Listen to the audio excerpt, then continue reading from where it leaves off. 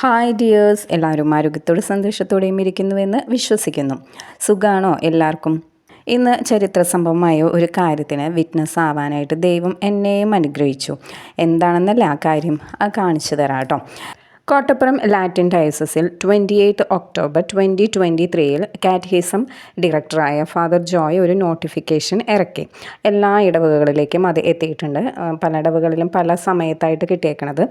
എൻ്റെ അനീത്തിയുടെ മോൻ്റെ ഇടവകയിൽ കിട്ടിയത് ഡിസംബർ 6 അത് കേട്ടോ. ലോഗോസിനോടും ക്രിസ്മസിനോടും അനുബന്ധിച്ച് ബൈബിൾ വചനങ്ങൾ കൂടുതൽ അടുത്ത് നിൽക്കാൻ വേണ്ടിയിട്ട് ഉള്ള ഒരു തയ്യാറെടുപ്പോടു കൂടിയാണ് ഫാദർ ജോയ് നോട്ടിഫിക്കേഷൻ ഇറക്കിയത്. കാറ്റഹിസം വിഭാഗത്തിനായിരുന്നു മെയിനായിട്ട് കൊടുത്തത്. എന്താണെന്ന് വെച്ചാൽ വിശുദ്ധ മാർക്കോസിൻ്റെ ഗോസ്പൽ കുട്ടികൾ തന്നെ അല്ലെങ്കിൽ എഴുതുന്നവരാരായാലും കൈകൊണ്ട് തന്നെ എഴുതി ബൈൻഡ് ചെയ്ത് അത് സമർപ്പിക്കാം. ഇത് വ്യക്തിപരമായിട്ടും ഗ്രൂപ്പായിട്ടും ഒക്കെ ചെയ്യാമെന്ന് ആ നോട്ടിഫിക്കേഷനിൽ ഉണ്ടായിരുന്നു കേട്ടോ. എൻ്റെ അനീത്തിയുടെ മോൻ ജൂലി രാജു ദമ്പതികളുടെ രണ്ടാമത്തെ മകൻ ബെഞ്ചമിൻ, അവനിപ്പോൾ 6th സ്റ്റാൻഡേർഡിലാണ് പഠിക്കുന്നത്. അവനും ഇത് എഴുതാനുള്ള തയ്യാറെടുപ്പ് നടത്തിയത്. ഡിസംബർ 6 നോട്ടിഫിക്കേഷൻ കിട്ടിയത്. അപ്പോൾ വളരെ കുറച്ച് ദിവസങ്ങൾ ഉണ്ടായിരുന്നുള്ളൂ. ഡിസംബർ 31 സബ്മിറ്റ് ചെയ്യണം എന്നാണ് ആദ്യത്തെ നോട്ടിഫിക്കേഷൻ വന്നത്. അതിനുശേഷമാണ് കുറച്ചും കൂടി ഒരാഴ്ചയും കൂടി നീട്ടി കിട്ടിയത്. എക്സാം കഴിഞ്ഞിട്ടായിരുന്നു അപ്പോൾ അവൻ എഴുതാൻ തുടങ്ങിയത്. ആ സമയത്ത് അവൻ്റെ കാലൊന്ന് ഫ്രാക്ചറൊക്കെ ആയിട്ട് ഇരിക്കുന്നെങ്കിൽ കൂടി അവൻ വളരെയധികം എഫേർട്ട് എടുത്തിട്ട് ആണ് എഴുതിയത്. എല്ലാവരും കൂടെ ഉണ്ടായിരുന്നു. രാജുവിൻ്റെ വീട്ടുകാരും പിന്നെ എൻ്റെ വീട്ടുകാരും ഒക്കെ കൂടെ തന്നെ ഉണ്ടായിരുന്നു കേട്ടോ. ഒരുപാട് എഫേർട്ട് എടുത്തിട്ടാണ് അവനത് എഴുതിയത്. വെക്കേഷനൊന്നും അധികം കളിക്കാൻ പോയില്ല. കുത്തിയിരുന്ന് എഴുത്ത് തന്നെയായിരുന്നു. പിന്നെ നല്ല സ്പീഡ് ഉണ്ടായിരുന്നു. അനീതിയായിരുന്നു എ4 ഷീറ്റിൻ്റെ എല്ലാ കാര്യങ്ങളും ചെയ്തു കൊടുത്തത്, വരച്ച് കൊടുക്കുന്നതും ബാക്കി എല്ലാ കാര്യങ്ങളും. അവന് നല്ല സ്പീഡ് ഉണ്ടായിരുന്നു എഴുതാൻ. അവൻ ആദ്യമൊക്കെ ബൈബിളിൽ നോക്കിയാണ് എഴുതിയിരുന്നത്. പിന്നെ നോക്കിയപ്പം കുറച്ചും കൂടി എളുപ്പത്തിൽ എഴുതാനായിട്ട് മൊബൈലിൽ നമുക്ക് POC ബൈബിൾ കിട്ടുമല്ലോ, അത് അവൻ വലുതാക്കി ഇട്ടിട്ട് അത് നോക്കി എഴുതുമായിരുന്നു. എന്നാലും ഒരുപാട് എഫേർട്ട് എടുത്തിട്ടാണ് അവനത് ചെയ്തത്. പേജസൊക്കെ എഴുതി കഴിഞ്ഞിട്ട് ഫസ്റ്റ് പേജിൽ കോണ്ടൻറ്റ് സബ്മിറ്റഡ് വൈ, പിന്നെ വിശുദ്ധ മാർക്കോസ് എഴുതിയ സുവിശേഷം അങ്ങനെയൊക്കെ പറഞ്ഞ് എഴുതണമല്ലോ. അതിന് പിക്ചേഴ്സൊക്കെ വരച്ച് കൊടുത്തത് എൻ്റെ അനിയത്തിയായിരുന്നു ജൂലി. 31 ബൈൻഡ് ചെയ്ത് വെക്കണമായിരുന്നു. അപ്പോൾ 30th ഈവനിങ് 3:35 ഒക്കെ ആയപ്പോഴാണ് അവൻ്റെ എഴുതി കഴിഞ്ഞത്. പിറ്റേ ദിവസം 31 അത് സബ്മിറ്റ് ചെയ്യണമായിരുന്നു. അപ്പം പെട്ടെന്ന് തന്നെ നോക്കിയപ്പോൾ ബൈൻഡ് ചെയ്ത് കിട്ടാനൊരു മാർഗ്ഗം ഉണ്ടായിരുന്നില്ല. അപ്പോഴാണ് ഞങ്ങളുടെ കസിൻ ചേട്ടനായ സെബാസ്റ്റ്യൻ ചേട്ടൻ വഴി കൊടുങ്ങല്ലൂർ ഒരു സ്ഥലത്ത് കൊണ്ടുപോയി പെട്ടെന്ന് ബൈൻഡ് ചെയ്ത് കിട്ടി. ഞങ്ങൾ ഏതാണ്ട് ½ ആൻ അവർ അവിടെ ഇരുന്നുള്ളൂ. അപ്പോൾ ചേട്ടൻ്റെ ഒരു നേതൃത്വത്തിലാണ് ആ കാര്യം. അപ്പോൾ ചേട്ടനും ഇതിലൊരു വലിയ പങ്ക് വഹിച്ചിട്ടുണ്ട്. ബൈൻഡ് ചെയ്ത് കഴിഞ്ഞിട്ടുള്ള ബുക്കിൻ്റെ രൂപമാണ് കേട്ടോ ഈ കാണുന്നത്.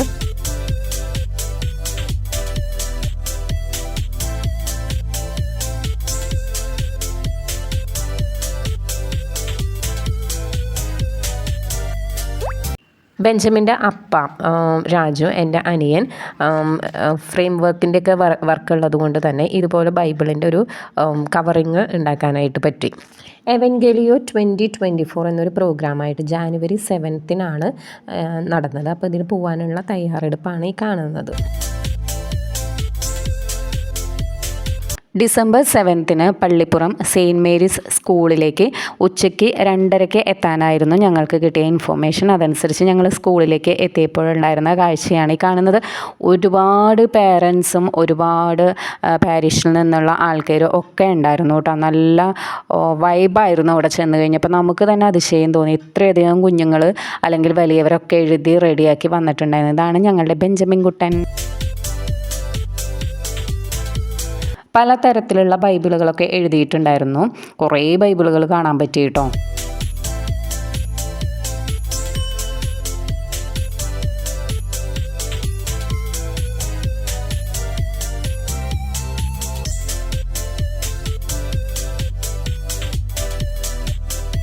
പള്ളിപ്പുറം സെയിൻറ്റ് മേരീസ് സ്കൂളിൽ നിന്ന് പള്ളിപ്പുറം മഞ്ഞുമാത പള്ളിയിലേക്ക് പ്രൊസഷനായിട്ടായിരുന്നു പോകേണ്ടിയിരുന്നത്. അപ്പോൾ പ്രൊസഷനുള്ള ആ ഒരു സെറ്റപ്പാണ്. ഇവിടെ ഒരു മാർക്കോസിൻ്റെ സുവിശേഷം നമുക്ക് കാണാൻ പറ്റും.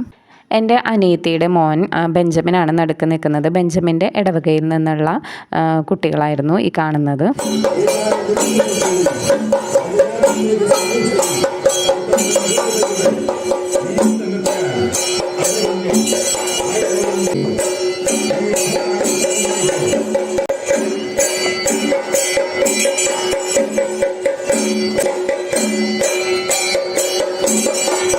കോട്ടപ്പുറം ഡയസസിൻ്റെ എവൻഗേലിയോ 2024 വിശുദ്ധ മാർക്കോസിൻ്റെ സുവിശേഷം കയ്യെഴുത്ത് പ്രതികളുടെ സമർപ്പണത്തിനുള്ള പ്രൊസഷനാണ് നമ്മളിപ്പോൾ കണ്ടത്. പള്ളിപ്പുറം സെയിൻറ്റ് മേരീസ് സ്കൂളിൽ നിന്ന് പള്ളിപ്പുറം മഞ്ഞുമാത ബസിലിക്ക പള്ളിയിലേക്ക് പ്രൊസഷനായിട്ടായിരുന്നു പോയിട്ടുണ്ടായിരുന്നത്. പ്രൊസഷനിൽ ഞങ്ങളും ഉണ്ടായിരുന്നു. ഏകദേശം 2000 പേരോളം എഴുതിയ ബൈബിളുകളും അവരുടെ പാരൻസും അവരുടെ റിലേറ്റീവ്സും പിന്നെ ഇടവകയിൽ നിന്നുള്ള ആളുകളും മഞ്ഞുമാത പാരിഷിൽ നിന്ന ആളുകളും അങ്ങനെ ചെറിയൊരു കോട്ടപ്പുറം ഡയസസ് തന്നെ നമുക്കവിടെ കാണാമായിരുന്നു. ചരിത്ര നിമിഷം തന്നെയായിരുന്നു ഇത്. ഒരുപക്ഷെ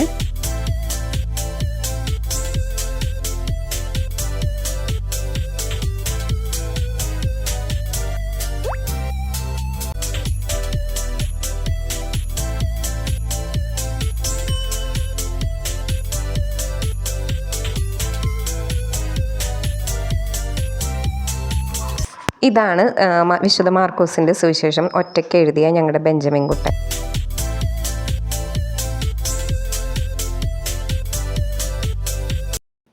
ഒരുപക്ഷെ കേരളത്തിലെ ഡയസസുകളിൽ ആദ്യമായിട്ടായിരിക്കും ഇതുപോലൊരു ചരിത്ര നിമിഷത്തിന് സാക്ഷിയാകുന്നത്. അത് ഫാദർ ജോയുടെ ഒരു നേതൃത്വത്തിലായിരുന്നു മുന്നോട്ട് കൊണ്ടുവന്നതും നടപ്പിലാക്കിയതും.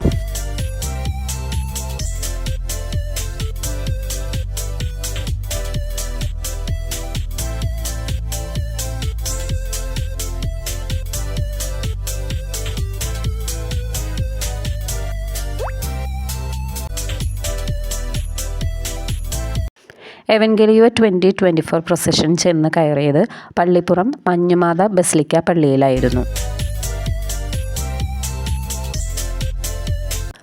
പള്ളിയുടെ ഉള്ളിൽ ഒട്ടും സ്ഥലം ഉണ്ടായിരുന്നില്ല. കാരണം ഞാൻ പറഞ്ഞല്ലോ 2000 പേര് എഴുതിയവരുണ്ടായിരുന്നു. അതിനുശേഷം അവരുടെ റിലേറ്റീവ്സും എല്ലാവരും കൂടി ചെറിയൊരു കോട്ടപ്പുറം ഡയസസ് തന്നെ നമുക്കവിടെ കാണാമായിരുന്നു. റവറൻ ഡോക്ടർ അംബ്രോസ് പുത്തൻവീട്ടിൽ കോട്ടപ്പുറം രൂപതയുടെ പുതിയ നിയുക്ത മെത്രാനായിരുന്നു ഈ പരിപാടിയുടെ എല്ലാ ചടങ്ങുകൾക്കും നേതൃത്വം വഹിച്ചു.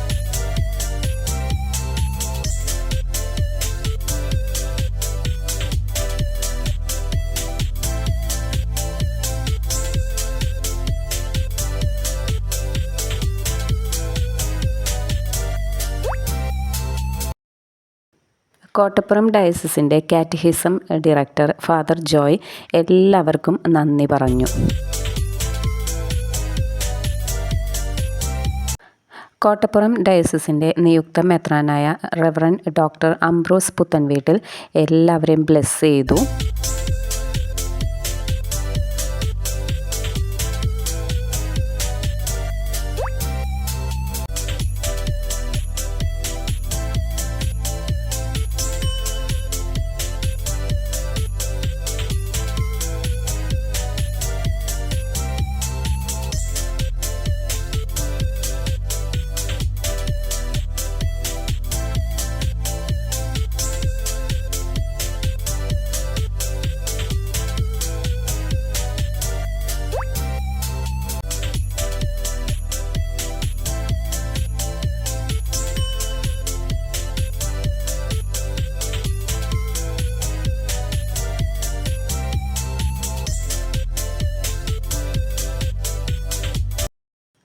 പ്രോഗ്രാമെല്ലാം കഴിഞ്ഞതിന് ശേഷം എല്ലാവരും ഗ്രൂപ്പായിട്ട് ഫോട്ടോ എടുക്കുന്നുണ്ടായിരുന്നു. ഓരോ പാരിഷായിട്ട് ഫോട്ടോ എടുക്കുന്നുണ്ടായിരുന്നു. ഫാദർ ജോയുടെ കൂടെ നിന്ന് ഫോട്ടോ എടുക്കുന്നുണ്ടായിരുന്നു.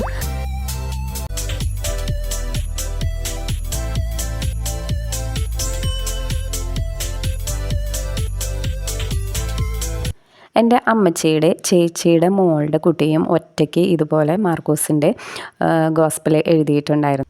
പോൾ ബെൻസി ദമ്പതികളുടെ രണ്ടാമത്തെ മോളാണ്. ഫ്രീദ എന്നാണ് അവളുടെ പേര്. കൃഷ്ണൻകോട്ട പാരിഷാണ് അവൾ. ഇതാണ് എൻ്റെ അനിയത്തിയുടെ മോൻ ബെഞ്ചമിൻ ജപമാലപ്പള്ളി പാരിഷിലെ അംഗമാണ്. ഫാദർ ജോയുടെ കൂടെയൊക്കെ നിന്നിട്ട് ഫോട്ടോ ഒക്കെ എടുത്തു.